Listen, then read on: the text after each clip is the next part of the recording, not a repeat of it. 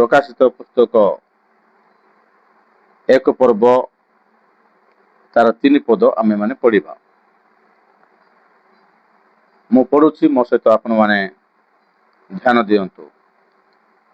ଯେ ପାଠ କରେ ଓ ଯେଉଁମାନେ ଏହି ଭାବବାଣୀ ଶ୍ରବଣ କରନ୍ତି ପୁଣି ସେଥିରେ ଲିଖିତ ବିଷୟ ସବୁ ପାଳନ କରନ୍ତି, ସେମାନେ ଧନ୍ୟ, କାରଣ ସମୟ ସନ୍ନିକଟ। ହାଲେଲୁୟା। ତ ପ୍ରାର୍ଥନା କରିବା। ସର୍ବଶକ୍ତିମାନ ଜୀବନ୍ତକାର ସଦା ପ୍ରଭୁ ଆଶ୍ଚର୍ଯ୍ୟ ପରାକ୍ରାନ୍ତ ପରମେଶ୍ୱର, ଆମେ ତୁମକୁ ଧନ୍ୟବାଦ କରୁଛୁ। ଆଜିର ବାକ୍ୟ ଯେ ପ୍ରକାର ତୁମ ଲୋକମାନଙ୍କ ଜୀବନରେ କାର୍ଯ୍ୟକାରୀ ହେବ, ସେଥିପାଇଁ ପ୍ରଭୁ ତୁମର ଆତ୍ମାଙ୍କ ଚାରଣରେ ପ୍ରଭୁ ଆମେ ସମସ୍ତଙ୍କୁ କଡ଼େଇ ନିଅ ବୋଲି ମହିମା ଗୌରବ ପ୍ରଶଂସା ପୂଜା ତୁମକୁ ଦେଇ ଯୀଶୁଙ୍କ ନାମରେ ପ୍ରାର୍ଥନା କଲି ପ୍ରଭୁ, ଆମେନ୍। ହାଲେଲୁୟା। এই ଜାଗାରେ ଆମେ ଦେଖୁଛୁ ପ୍ରଭୁ ଯୀଶୁ ଖ୍ରୀଷ୍ଟଙ୍କ ପ୍ରମାଣ ସିଦ୍ଧ ବାକ୍ୟ, ଯାହାକି ଜହନଙ୍କୁ ପାତ୍ମ ନାମକ ଦ୍ୱୀପରେ ପ୍ରଭୁ ଯୀଶୁ ତାଙ୍କ ଦୂତ ଦ୍ୱାରା ଜଣାଉଛନ୍ତି, ସମସ୍ତ ବିଷୟ ଦେଖାଉଛନ୍ତି। ହାଲେଲୁୟା। ଆଉ ସେ ଯେତେବେଳେ ପତ୍ର ଲେଖିବା ଆରମ୍ଭ କଲେ, ସେତେବେଳେ ସେଇ ପତ୍ର ଗୁଡାକ 7ଟା ମଣ୍ଡଳୀକୁ, ଏସିଆରେ ଥିବା 7ଟି ମଣ୍ଡଳୀକୁ ପଠେଇବା ନିମନ୍ତେ ବା ପ୍ରେରଣ କରିବା ନିମନ୍ତେ, ଯାହାକି ପ୍ରଭୁ ଯୀଶୁ ଖ୍ରୀଷ୍ଟ ଜହନଙ୍କୁ ଯୋଗ କରିଥିଲେ। ଆମେମାନେ ଦେଖିପାରିବା ଜହନ ପ୍ରଭୁ ଯୀଶୁ ଖ୍ରୀଷ୍ଟଙ୍କ ବାକ୍ୟ ନିମନ୍ତେ, ଈଶ୍ୱରଙ୍କ ବାକ୍ୟ ନିମନ୍ତେ, ପ୍ରଭୁ ଯୀଶୁ ଖ୍ରୀଷ୍ଟଙ୍କ ସାକ୍ଷ୍ୟ ନିମନ୍ତେ ପାତ୍ମ ନାମକ ଦ୍ୱୀପରେ ସେ ବନ୍ଦୀ ହେଇକି ଥିଲେ। କଣ ପାଇଁ ସେ ବନ୍ଦୀ ହେଇକି ଥିଲେ? କାରଣ କଣ? ସେ କଣ ଦୋଷ କରୁଥିଲେ? ସେ କଣ ଭୁଲ କରୁଥିଲେ? କଣ ପାଇଁ 96 ବର୍ଷର ବୁଢା ବ୍ୟକ୍ତିଙ୍କୁ ପାତ୍ମ ନାମକ ଦ୍ୱୀପରେ ବନ୍ଦୀ କରି ଦଣ୍ଡ ଦେଉଛନ୍ତି?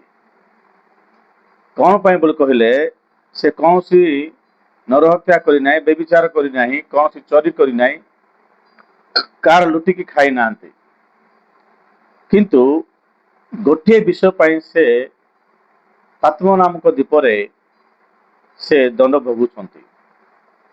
କଣ ସେଇ କାରଣ ବୋଲି କହିଲେ, ତାହା ହଉଛି ସେଇ କାଳର ମଣ୍ଡଳୀକୁ ଏବଂ ଭବିଷ୍ୟତରେ ପ୍ରଭୁଙ୍କର ମଣ୍ଡଳୀକୁ ଏକ ଶୁଭ ବାର୍ତ୍ତା ଦେବା ନିମନ୍ତେ, ଏକ ସୁସମାଚାରର ସେବାରେ ତାହାଙ୍କୁ ସେଇ ତତ୍କାଳୀନ ରୋମ ସମ୍ରାଟ ତାହାଙ୍କୁ ମୃତ୍ୟୁଦଣ୍ଡ ଦେଶ ଦେଇଥିଲା। ସେତେବେଳେ ଜହନଙ୍କୁ କାରାଗାରରେ ରଖାଯାଇଥିଲା। କାରାଗାରରେ ଅନେକ ବନ୍ଦୀମାନେ ଥିଲେ। ସେମାନେ ଅପରାଧ କରି, ଚୋରି ବଦମାସ କରି, ନରହତ୍ୟା କରି ଦଣ୍ଡ ଭୋଗୁଥିଲେ। ହେଲେ ଯେତେବେଳେ ଆମ ପ୍ରଭୁଙ୍କ ଦାସ ଜହନ କାରାଗାରରେ ଥିଲେ, ସେତେବେଳେ ଅନେକ କାରାଗାରରେ ଥିବା ଲୋକମାନଙ୍କୁ ସୁସମାଚାର ଜଣେଇକି ପ୍ରଭୁ ଯୀଶୁ ଖ୍ରୀଷ୍ଟଙ୍କ ସାକ୍ଷ୍ୟ ବିଷୟ ଜଣେଇଲେ, ପରମେଶ୍ୱରଙ୍କର ବାକ୍ୟ ବିଷୟ ଜଣେଇଲେ। ଜଣେଇବା ଦ୍ୱାରା ସେମାନେ, ମୂର୍ଖ ଲୋକମାନେ ଭଲ ହେଇଯାଇକରି ପରମେଶ୍ୱରଙ୍କୁ ଭୟ କରି ପ୍ରଭୁ ଯୀଶୁ ଖ୍ରୀଷ୍ଟଙ୍କୁ ବିଶ୍ୱାସ କରିବାକୁ ଲାଗିଲେ। ସେମାନେ ଅନୁତାପ କଲେ, ଆଉ ଅନୁତାପ କରି ପ୍ରଭୁ ଯୀଶୁ ଖ୍ରୀଷ୍ଟଙ୍କୁ ତ୍ରାଣକର୍ତ୍ତା ଭାବରେ ଗ୍ରହଣ କଲେ। ହାଲେଲୁୟା। ଏଇ କଥା ତତ୍କାଳୀନ ସମ୍ରାଟ, ଯେ କି ରୋମୀୟ ସରକାର, ସେ ଶୁଣିକି ଏଇ ଲୋକ ଯୋଉ ଜାଗାରେ ଥିଲେ ମଧ୍ୟ ଏ ଲୋକମାନଙ୍କୁ ପରିବର୍ତ୍ତନ କରାଇ ଦଉଛି, ଲୋକମାନଙ୍କୁ ଖ୍ରୀଷ୍ଟିଆନ କରାଇ ଦଉଛି। ଆମ ଲୋକମାନେ ସବୁ ଯଦି ଭଲ ହେଇଯିବେ, ଆମ ଲୋକମାନେ ସମସ୍ତେ ଯଦି ଭଲ ପଡ଼ିଯିବେ, ଆମ ଲୋକମାନେ ସମସ୍ତେ ଯଦି ଜ୍ଞାନୀ ହେଇଯିବେ ତାହେଲେ ଆମ ଦେଶରେ ଆଉ କିଏ ମୂର୍ଖ ଥିବେ, କିଏ ଥିବା କାମ ଯାକ କରିବେ, କିଏ ଅଜ୍ଞାନୀ ଥିବେ, ଆଉ କିଏ ଆମମାନଙ୍କୁ ସେବା କରିବେ। ଏଇ ଅଭିପ୍ରାୟରେ ତତ୍କାଳୀନ ସରକାର ଜହନଙ୍କୁ ଅତି ଭୟଙ୍କର ଭାବରେ ଦଣ୍ଡ ଦେଇଥିଲେ। ହେଲେ ସେଇ ଜହନଙ୍କୁ ଜେଲରେ ମାରିବା ପାଇଁ ବହୁତ ଚେଷ୍ଟା କଲେ, ତାଙ୍କୁ ବିଷ ପିଏଇଲେ, ତାଙ୍କୁ ଗରମ ତେଲରେ ପକେଇଦେଲେ, ତଥାପି ପରମେଶ୍ୱରଙ୍କ ଇଚ୍ଛା ନଥିଲା ଆଉ ଜହନ ମୃତ୍ୟୁ ଭୋଗ କରିବା ନିମନ୍ତେ। ବୃଦ୍ଧ ହେଲା ପରେ ଲୋକମାନେ ଯେମିତି ହେଲେ ବି ମରିଯିବେ। ଏଇ ଜହନଙ୍କୁ ଯିଏକି ପ୍ରଭୁଙ୍କ ଦାସ, ତାଙ୍କୁ ସେଇ ସମୟକୁ ପାଖାପାଖି 96 ବର୍ଷ ହେଇଥିଲା। ହେଲେ ସେତେବେଳେ ମଧ୍ୟ ସେ ବହୁ ବଳବାନ ଥିଲେ, ଆଉ ପ୍ରଭୁଙ୍କ ଠାରେ ସେ ବର୍ଦୁଷ୍ଣୁ ହେଇକି ଥିଲେ, ପ୍ରଭୁଙ୍କ ପାଇଁ ସେ ସମର୍ପିତ ଥିଲେ। ସେ ସମୟରେ ଅନେକଙ୍କୁ ପ୍ରଭୁଙ୍କର ସୁସମାଚାର ଜଣାଇ, ପ୍ରଭୁଙ୍କର କୃଷ ବାର୍ତ୍ତା, ପ୍ରଭୁ କ'ଣ ପାଇଁ ଆସିଥିଲେ, ପ୍ରଭୁ ଆସିବାର କାରଣ କ'ଣ, ସେ ଆସି ମାନବ ଜାତିକୁ କ'ଣ କଲେ, ଆଉ ଆସିକି ପୃଥିବୀକୁ ଆସିଲା ପରେ ସେ କେମିତି ସେବା କଲେ ଏବଂ ସେ କେମିତି ଲୋକମାନଙ୍କୁ ତାଙ୍କ ରାଜ୍ୟକୁ ନେବେ, ଆଉ ତାଙ୍କୁ ବିଶ୍ୱାସ କଲେ କ'ଣ ପାଇହେବ, ସେ ସମସ୍ତ ବିଷୟରେ ଆଉ ସୁସମାଚାର ଜଣେଇକି ଲୋକମାନଙ୍କୁ ପରିତ୍ରାଣର ମାର୍ଗ ଖୋଲା କରିଥିଲେ। ପରିତ୍ରାଣ ପ୍ରଭୁ ଯୀଶୁଖ୍ରୀଷ୍ଟଙ୍କୁ ବିଶ୍ୱାସ କଲେ, ମୁଖରେ ପ୍ରଭୁ ବୋଲି ବିଶ୍ୱାସ କଲେ, ଆଉ ହୃଦୟରେ ପ୍ରଭୁ ପରିତ୍ରାଣ ପାଇବା ନିମନ୍ତେ ବିଶ୍ୱାସ କଲେ, ଆଉ ସେମାନେ ପରିତ୍ରାଣ ପାଇଲେ। ଏହା ଦେଖି ଜଗତ ଘୃଣା କଲା। ହାଲେଲୁୟା। ସେଥିପାଇଁ ଆଉ ଜହନଙ୍କୁ ପାତ୍ମ ନାମକ ଦ୍ୱୀପରେ ବନ୍ଦୀ କରି ଦିଆଗଲା। ସେଇ ପାତ୍ମ ନାମକ ଦ୍ୱୀପ ଅତି ଭୟଙ୍କର ଦ୍ୱୀପ। ସେଇ ଜାଗାରେ କେବଳ ମୃତ୍ୟୁ ଭୋଗ କରିବା ଲୋକମାନଙ୍କୁ, ବହୁତ ଭୁଲ କରିବା ଲୋକମାନଙ୍କୁ ସେଇ ଜାଗାରେ ନେଇକି ଏକାନ୍ତ ଭାବରେ ରହିବା ନିମନ୍ତେ ଛାଡ଼ିଦେବେ। ହେଲେ ସେଇ ପ୍ରକାର ସମୟରେ ଜହନଙ୍କର ନିବେଦନ, ଜହନଙ୍କର ହୃଦୟ ବେଦନା କାହାକୁ ଜଣାଇବେ? ପାଖରେ କୌଣସି ଲୋକ ନଥିଲେ, କଥା ହେବାକୁ ଲୋକ ନାହାନ୍ତି, କୌଣସି ପରିସ୍ଥିତି କାହା ସହିତ ମଧ୍ୟ କଥାବାର୍ତ୍ତା କରିବା ନିମନ୍ତେ ତାହାଙ୍କୁ ସୁଯୋଗ ନଥିଲା। ହେଲେ ମୋର ପ୍ରିୟ ଲୋକମାନେ, ସେ ବହୁତ କାନ୍ଦୁଥିଲେ, ବହୁତ ବେଦନା ସହୁଥିଲେ, ବହୁତ ବେଦନା ପଡ଼ି ପ୍ରଭୁଙ୍କୁ ଅନୁତାପ କରି, ପ୍ରଭୁଙ୍କୁ ଧନ୍ୟବାଦ ଦେଇ, ପ୍ରଭୁଙ୍କୁ ନିବେଦନ କରି ପ୍ରଭୁଙ୍କ ଠାରେ ସେ ପ୍ରାର୍ଥନା କରି କହୁଥିଲେ, ହେ ପ୍ରଭୁ, ମୋର କ'ଣ ଏ ପରିସ୍ଥିତି, ମତେ ଏଇ ଜାଗାରେ ଆଣି ଏ ରୋମ ସାମ୍ରାଟ ଆଣିକି ବନ୍ଦୀ କରିଦେଇଛି, ମୁଁ ବର୍ତ୍ତମାନ କ'ଣ କରିବି ପ୍ରଭୁ ବୋଲି ଜହନ ପ୍ରଭୁଙ୍କ ଦାସ ପ୍ରାର୍ଥନା କରି ପ୍ରଭୁଙ୍କୁ ଡାକୁଥିଲେ।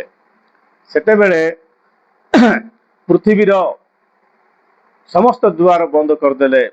ପୃଥିବୀ ସମସ୍ତ ଦ୍ୱାର ଜହନଙ୍କ ପାଇଁ ବନ୍ଦ କରିଦେଲେ। କୌଣସି ଅପସନ ନାହିଁ, କୌଣସି ପଡ଼ୋଶୀ ଲୋକ ସହିତ ଟିକେ କଥାବାର୍ତ୍ତା କରିବା ପାଇଁ କୌଣସି ଲୋକ ମଧ୍ୟ ସେ ଜାଗାରେ ନାହାନ୍ତି। ହାଲେଲୁୟା।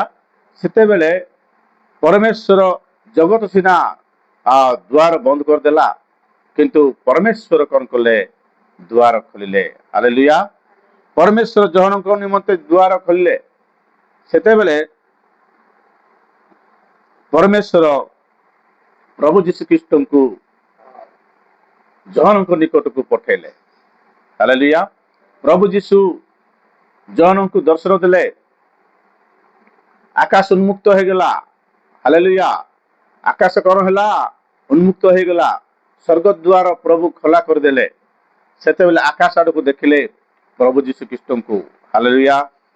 ତାପରେ ଆକାଶରୁ ଆଉ ପ୍ରଭୁ ଯୀଶୁଖ୍ରୀଷ୍ଟଙ୍କୁ ଜହନଙ୍କ ନିକଟକୁ ଆସିବା ଏବଂ ଜନ ତାଙ୍କୁ ଦର୍ଶନ କରିବା ହେଲା। ତାପରେ ଗୋଟେ ଦୂତଙ୍କ ମାଧ୍ୟମରେ ଗୋଟିଏ ଦୂତଙ୍କ ମାଧ୍ୟମରେ ଆଉ ଜନଙ୍କୁ ଆଉ ପ୍ରଭୁ ଯୀଶୁଖ୍ରୀଷ୍ଟ କଥାବାର୍ତ୍ତା କରିବା ନିମନ୍ତେ ଆଉ ସମୟ ନିର୍ଦ୍ଧାରଣ କଲେ। ହାଲେଲୁୟା। ସେତେବେଳେ ଜହନ ପ୍ରଭୁଙ୍କର ଆଦେଶ କ୍ରମେ ପ୍ରଭୁଙ୍କ ଆଜ୍ଞା କ୍ରମେ ପତ୍ର ଲେଖିବା ଆରମ୍ଭ କଲେ। ସେତେବେଳେ ସେ ଲେଖୁ ଲେଖୁ କହିଲେ, ଏ ସପ୍ତ ମଣ୍ଡଳୀ, ଏସିଆରେ ଥିବା ସପ୍ତ ମଣ୍ଡଳୀ, ଆପଣମାନେ ଏହା ଜ୍ଞାତ ହୁଅନ୍ତୁ ଯେ କେହି ଏହି ପ୍ରମାଣ ବାକ୍ୟ ଶ୍ରବଣ କରେ, ସେ ଲେଖା ହେଇଛି, ଆମେ ମୂଳ ବାକ୍ୟରେ ପଢିଥିଲୁ, ଯେ ପାଠ କରେ, କଣ ପାଠ କରେ? এই ପ୍ରକାଶିତ ବାକ୍ୟ ଯେ ପାଠ କରେ ଓ ଯେଉଁମାନେ ଯେ ପାଠ କରେ ଓ ଯେଉଁମାନେ ଏହି ବାବୁବାଣୀ ଶ୍ରବଣ କରନ୍ତି ପୁଣି ସେଥିର ଲିଖିତ ବିଷୟ ସବୁ ପାଳନ କରନ୍ତି, ସେମାନେ ଧନ୍ୟ। ହାଲେଲୁୟା।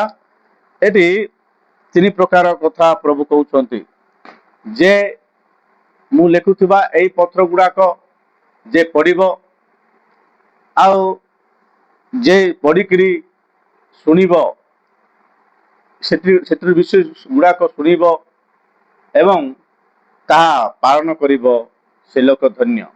କଣ ପାଇଁ ଧନ୍ୟ ବୋଲି କହିଲେ, ଏଇ ବିଷୟ ଗୁଡାକ ମୁଁ ଯାହା ଯାହା ଲେଖୁଛି ସେଇ ସବୁ ପ୍ରଭୁ ଯୀଶୁ କହୁଛନ୍ତି। ହାଲେଲୁୟା। ୟା ପରେ ଯାହା ଯାହା ଘଟିବାକୁ ଯାଉଛି, ପୃଥିବୀର ପ୍ରତ୍ୟେକ ବିଷୟ, ଏ ପୃଥିବୀର ପରିସ୍ଥିତି, ଏ ପୃଥିବୀର ଲୋକମାନଙ୍କର ସମସ୍ୟା ଗୁଡାକ, ଲୋକମାନଙ୍କ ଉପରକୁ ଆସୁଥିବା ଅତି ଭୟଙ୍କର ସମୟକୁ ଜହନ ଲେଖୁଅଛନ୍ତି ଆଉ ପ୍ରତ୍ୟେକ ମଣ୍ଡଳୀକୁ ସେ ସମସ୍ତ ବିଷୟ କହିବେ। ହେଲେ ଏ ସମସ୍ତ ବିଷୟ କହିବା ପୂର୍ବରୁ ସପ୍ତ ମଣ୍ଡଳୀକୁ ଆଉ ସେ କଣ କହୁଛନ୍ତି ବୋଲି କହିଲେ, ସପ୍ତ ମଣ୍ଡଳୀର ବିଷୟବସ୍ତୁ ସେ ଦେଖାଉଛନ୍ତି। এই ପୁସ୍ତକରେ ଯାହା ଅଛି ସେ ସବୁ ବିଷୟ ଯେ ଶୁଣିବ ଏବଂ ପାଳନ କରିବ, ସେ ଧନ୍ୟ ବୋଲି କହିଲେ। ହେଲେ ତାହା ପଢିବାର ଅଛି ବୋଲି କହିଲେ ନିଜକୁ ପ୍ରସ୍ତୁତ ହେବାର ଅଛି। ନିଜକୁ ପ୍ରସ୍ତୁତ ହେଲେ ତୁମେ ମାନେ ତାହା ପଢିପାରିବ, ଶୁଣିପାରିବ ଏବଂ ବୁଝିପାରିବ, ପାଳନ କରିପାରିବ। ମୋର ପ୍ରିୟ ଲୋକମାନେ, ଆଜିର ଏହି ବାକ୍ୟ ଦ୍ୱାରା ଆପଣମାନେ ଆଶୀର୍ବାଦ ପ୍ରାପ୍ତ ହେଉଛନ୍ତି ବୋଲି ଆମେମାନେ ଆଶା କରୁଛୁ। ପ୍ରଭୁ ପଠିତ ବାକ୍ୟ ଦେଇ ଆମ ସମସ୍ତଙ୍କୁ ଆଶୀର୍ବାଦ କରନ୍ତୁ। ଆମେନ୍।